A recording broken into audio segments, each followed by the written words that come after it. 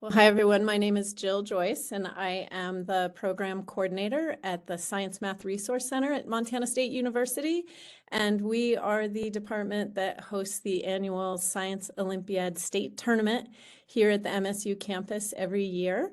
And we are on our last webinar for the student webinar series. We've had some great meetings with event supervisors throughout the tournament season. And our last one here, just days before the tournament, is called Tournament Wisdom with Science Olympiad Student Club members here at MSU. We have Amanda and Kiara here. They are both former Science Olympiad participants. I'll let them tell you about themselves here in a little bit. And I just want to go over a few webinar protocols. If you are not the active speaker, please mute so we don't have any background noises. And what we'll do is have about 5 or 10 minutes of Amanda and Kiara sharing a little bit about their tournament experience, introducing themselves, sharing some of their wisdom, and then we will turn it over to a Q&A session, at which time if our attendees could use the hand raise tool, and I will call on you in the order of hands raised and invite you to unmute.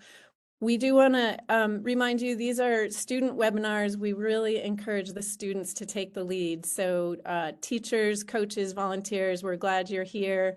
And if your students need a little nudging and you want to ask the questions on their behalf, that's absolutely fine. But we do invite the students to take the lead on these student webinars if they're willing to. And then as far as anonymity goes and confidentiality, when you do unmute yourselves, feel free to just say your first name and whether you are Division C or Division B in the tournament. You don't have to name your school or say your last name. And with that, I will mute myself and I'll go, how about the good old alphabetical order? How about Amanda, why don't you go first? Alrighty, my name's Amanda. I was a Science Olympiad competitor at Corvallis Middle School and high school, and now I'm a nursing student at MSU. I've been going to MSU for 4 years. I'm a part of the Science Olympiad Student Club. I was the vice president last year, and I'm the treasurer this year. And we've been working hard to make this year's tournament super fun for all you guys. So I hope it's a blast. I have done, let's see, what events have I done? A lot of events. I've done fossils, scrambler, rocks and minerals, other car events, all those sorts of things. Write it, do it. That was fun too. And I really feel like Science Olympiad helped me find my way to the career path I'm on now by exposing me to all sorts of different areas of STEM, really helping me to be inquisitive and explore the world around me. I think it also taught me to work well on a team and to have a good work ethic, strong work ethic. And yeah, I'm definitely thankful for the opportunities that Science Olympiad gave me. And I'm hoping that all of you guys get the same opportunities. Okay, I'm Kiara. I did Science Olympiad in middle school and high school at Shepherd High School, DeVry School. I am a sophomore here at Montana State, and I'm studying animal science pre-vet. I think that I really enjoyed my time with Science Olympiad. I think that, like, kind of what Amanda said, it really taught me teamwork and then also planning ahead and make sure you have all of your stuff done before, because there's a lot that goes into Science Olympiad in each of your competitions. And so it really teaches you to have all your ducks in a row. I think that it pushed me towards my major because I did get to see all of the STEM aspects, but also I did disease detectives and crime busters and like potions and poisons, so that kind of stuff. So I really got exposed to all the like medical type things, which I do enjoy and is kind of part of my major now. So yeah, I think Science Olympiad is a good a good organization. And then I'm the vice president for our club now, and I run the social media too. So. Fantastic. Well, thank you both for those introductions. And at this time, I would love to turn it over to our attendees and see if there's any specific questions. I did get a couple questions in the email, so if there's no questions, we can start with those. But I first want to make it available to our in-person attendees if you want to use the hand raise tool and ask questions. They're here to answer any question you have. Amanda and Kiara would love to share some more tournament wisdom with you.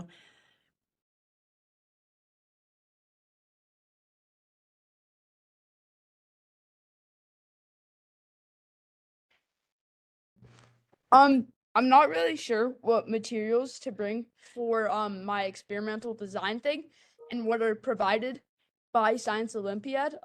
Could you guys do you guys know that or anything like that? Can they hear me? They can. Okay. Yes. Sorry. Great question. Sure who was going to answer. I guess I can look up the rules real quick and look. I actually looked them up for him. So yeah, he has them now. He has the rules in front of him now. So okay. it's right there. Those are your rules. Do you have any other questions you want to ask? Mm-mm. Okay, that was his only question.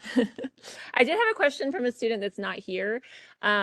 He was confused about the wording for Mission Possible on the rule sheet, how it says that you need to label on the device itself the steps that of the order. I guess he just wasn't really sure like what that meant. Is he supposed to like write words, like little like sticky notes with like words on it, or what are you supposed to do for that?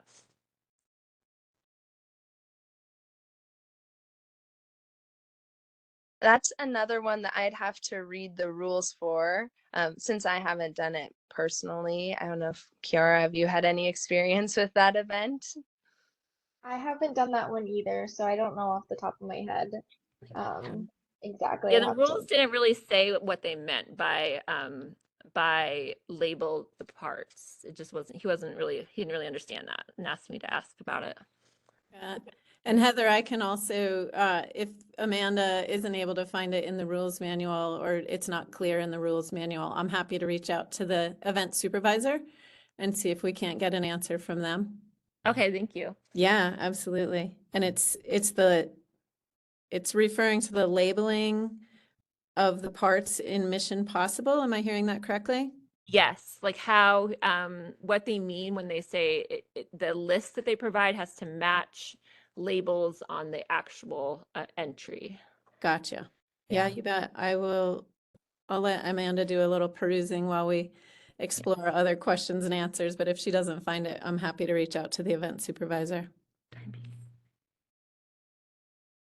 Okay, thank you. Yeah, of course. Do you guys have any questions about the day itself, like how it's going to go? They're all just staring at me. They don't have.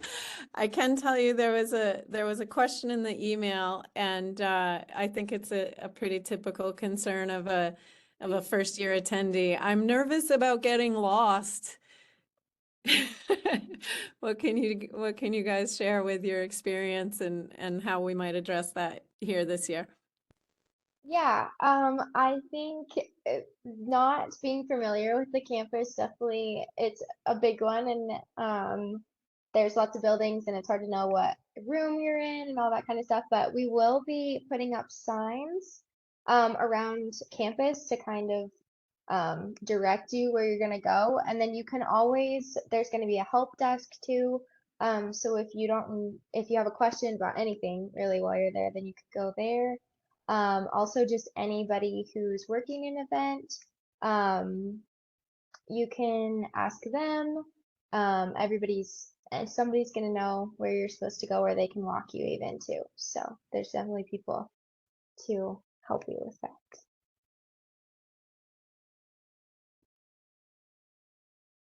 How about you, Amanda? Did you ever get lost? Oh, definitely. But yeah, sorry, I was also looking for the rules at the same time as Kara was talking, but so she may have said this, but the Science Olympiad Club is working really hard to get really nice signage up around campus. So not only will there be like yard signs outside of the buildings, but once you enter the buildings, there should be pretty clear signs leading you to the room that your event is taking place in. And like Kiara said, there'll be lots of people around who will be willing to help you and give you directions.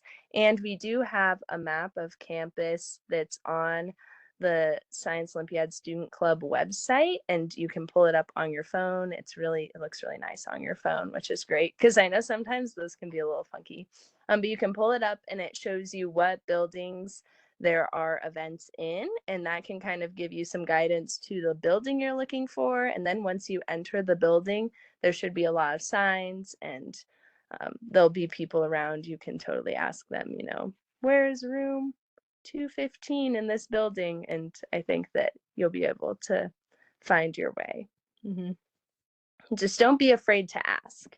Like, lots of people on campus are totally happy to ask you, even if they're just a student headed to class too. I think they would totally answer your questions too. That's great. I'm sure that eases some minds to know there's that much support. Heather, I see that you have a question. Go ahead and unmute and ask away. Thank you. I did have a student just ask, but they would rather I share it. What are they supposed to do while they're not presenting or where they're not competing? Like, what is there to do when they're in between competitions? There's lots of different things you can do on campus. We will have the student club symposium, and that's where different clubs that are on campus are going to have a demonstration up in the sub in the alumni lounge for competitors to come look at what clubs are available at MSU, and that should be really fun. We have lots of clubs signing up, and they're eager to show everybody what they do. And then there's also talks and tours, which you can sign up for. Those happen later in the day. I think at 1 o'clock, isn't that right? I think that's when they start. So that's kind of between when the events happen and when awards start. But there's a lot of different tours around campus. There's tours of the tunnels underground at campus. You might not have known that those are there. There's tours of campus in general. There's specific tours led by specific professors. For example, there's, like, for high schoolers, a tour of the cadaver labs and lots of other tours that might suit your interest. So definitely check out those and register to go and see what MSU has to offer. Let's see, there's Chick-fil-A, so go get yourself some Chick-fil-A or Firehouse subs. What else am I missing, Kira? I think you covered a lot of it. Even just walking around, checking stuff out, go see the Bobcat, all that kind of stuff. There's always something you can find out to do. So Just a quick follow-up question about that. Is there a place that students can like park their stuff when they are not competing, or do they need to sort of just plan on dragging all their stuff around with them all day? People usually kind of find, or teams will find a spot to camp out in the sub. And at least that's what I remember my team doing when I was there. And there was always seemed to be someone there watching the stuff. And that's kind of how it was kept track of. I guess if there was something, like, you could also take your stuff with you in your backpack and carry it around. But I think that finding a little spot, a little home base in the sub is probably a really good way to do that. And then, yeah, there's always people there watching your stuff.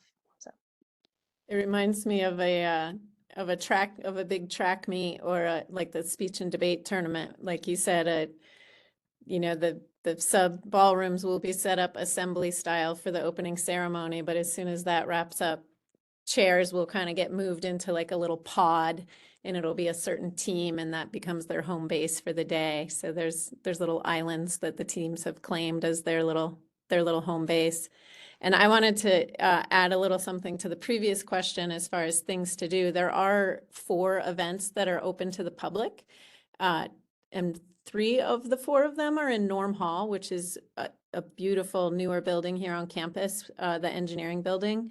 So you can always go and cheer on your teammates or just watch an event that you may not be participating in to inspire future years. There is Mission Possible, bungee drop, robot tour, and tower. And 3 of those are in Norm Hall and 1 is in Cobley Hall. So you can always, if there's a block, a competition block that you're not participating in, you can go and watch those events and see what they're all about.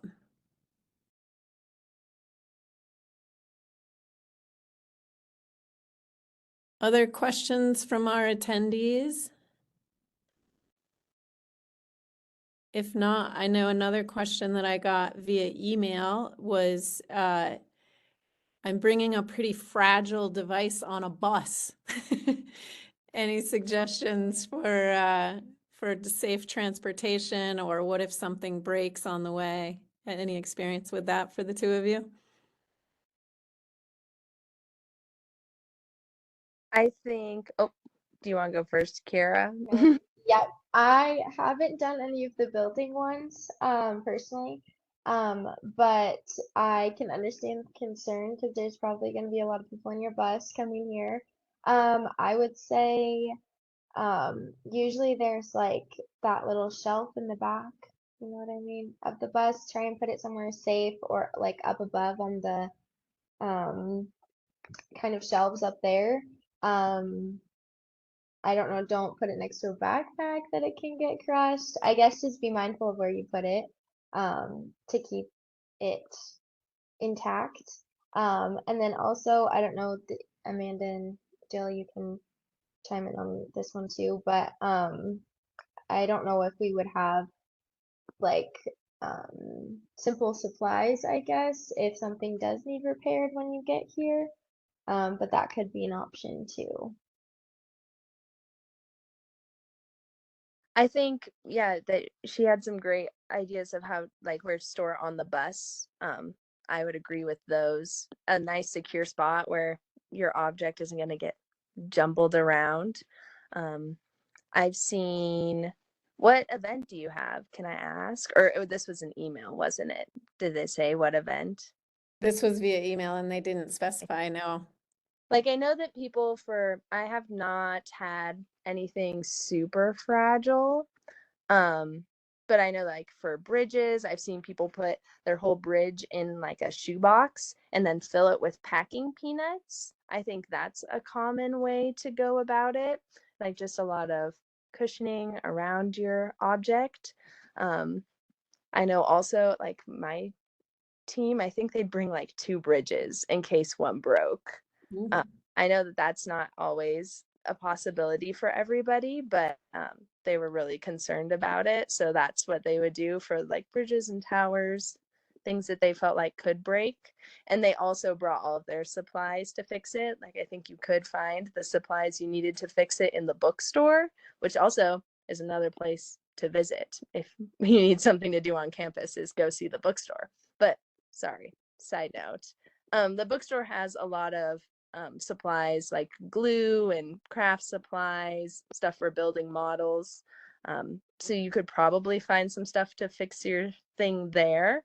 But I don't think that the event supervisors are necessarily required to have any of the stuff to fix your event, so you shouldn't bank on it. Like, they might not have the things you need to fix it. You should plan on bringing those things yourself, or anticipate what you might need from the bookstore, or, I mean, there's other stores around in Bozeman where you could go get stuff to fix it.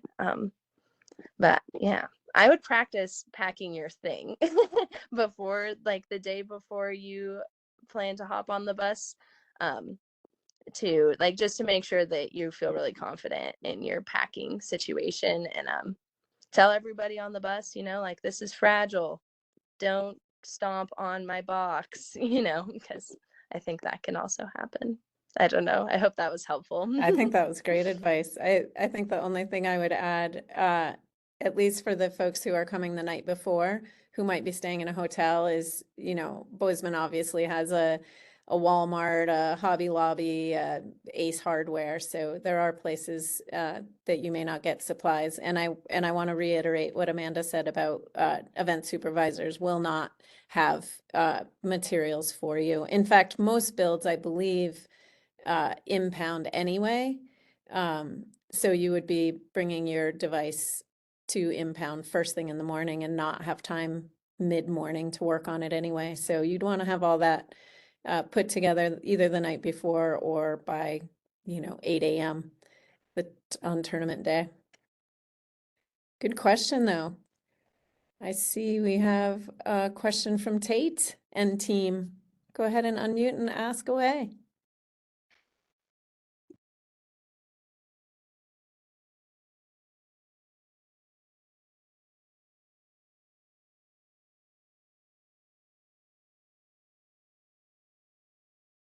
Tate, I see that you are unmuted, but I can't hear you. Amanda or Kiara? It looks like the chat. Do we have something in the chat? We might just have to wait a second while it gets typed. Sounds good. That's it.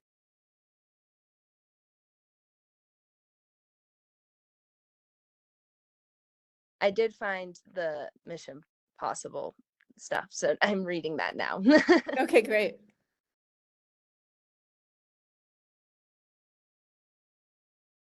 And I can email that because I think that was Heather and team, and they had to depart. Oh, here we go. Great. So when do we know which time we got moved to with event conflicts when we pick up our folder at registration?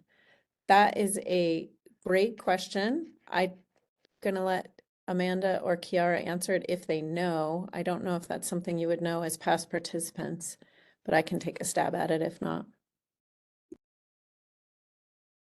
I have not had much experience with that, I don't think. I'm not sure. Yeah, I'm not sure either. That would be a Jill question.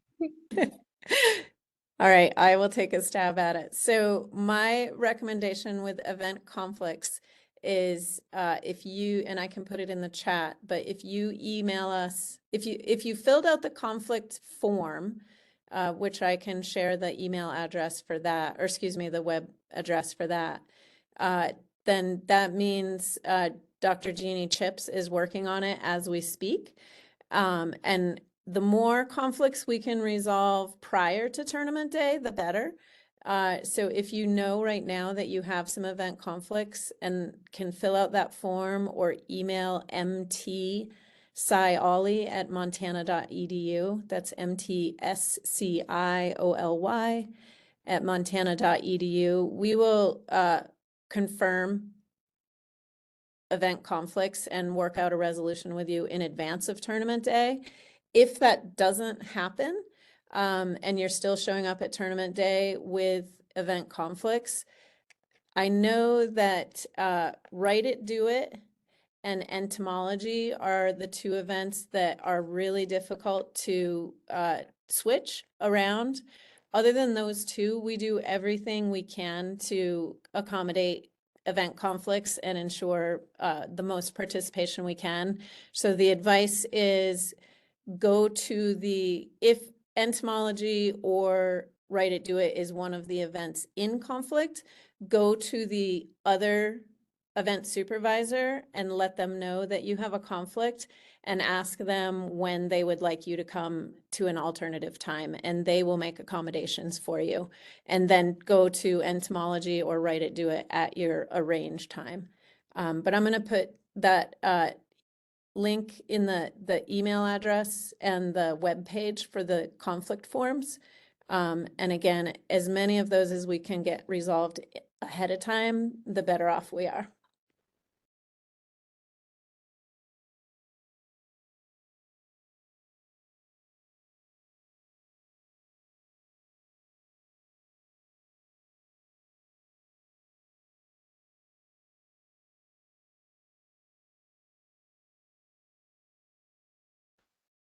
I've got the Mission Possible event rules right here, and I'm just reading through. I see something about 2 printed copies of an action sequence list that must be given to the event supervisor at the time of the check-in. Is that what you guys were asking about for Mission Impossible? The person who asked the question has actually left already, but since this is being recorded, go ahead and offer your best answer, and I will also follow up with her via email. Okay, sounds good. So what I'm reading is 2 printed copies of an action sequence list must be given to the event supervisor at the time of check-in, or impound, that's what it will be at the state competition. The list must indicate the start and the action initiated by the golf ball, any scoreable actions to be attempted, the sand timer, if one is included, and the action that releases the golf ball pendulum, the straight line distance between the golf ball starting point and the release button mechanism in centimeters. The format should be the same as the one posted on the Science Olympiad website. Everything required in the ASL, which is the action sequence list, should also be labeled at the proper places within the device. This is listed if you are wanting to read it in the rules, which I'm sure you know where it is, but it's under section D of device operation. I'm thinking I haven't done this event, and Jill's going to follow up with the event supervisor and they're going to give you the final say. But I think that they're just wanting to make sure that the sequence, they want to make sure that you understand the way you want the whole sequence to work. They don't want it to be, random. They want it to be planned, and that's how you'll show that it's planned by the action sequence list. And then they also just want you to indicate which of those actions are scoreable actions, which I'm not super sure exactly what those are, but it says it earlier in the rules.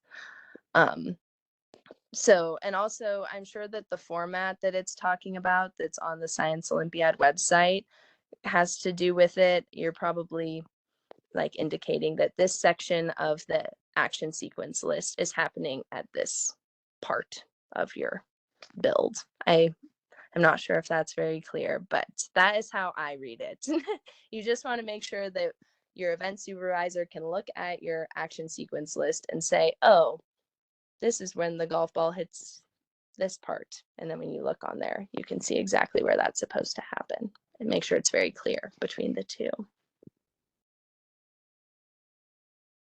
Fantastic. I am going to invite Quinn to unmute, see if you have any questions. And if not, I will turn it over to Kiara and Amanda for any parting words of encouragement. But let's go ahead and give Quinn a sec to see if there's any questions.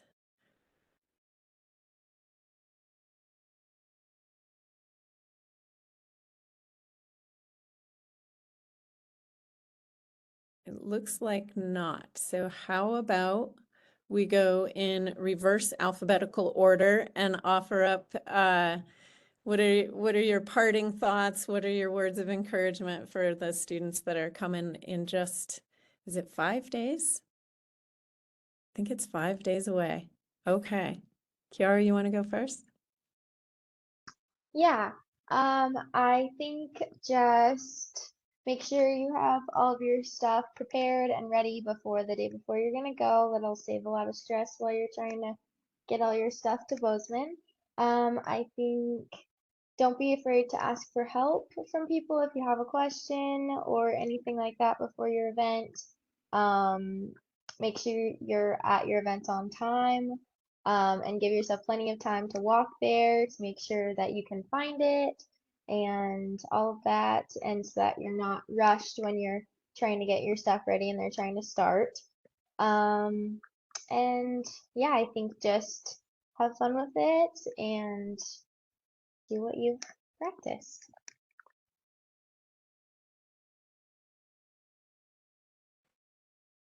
Yeah, I think that was all very wise, very good tournament wisdom. I would agree that making sure that you have plenty of time to get to your event is really helpful. You just feel so much more prepared before you're walking in if you haven't been running across campus or anything like that.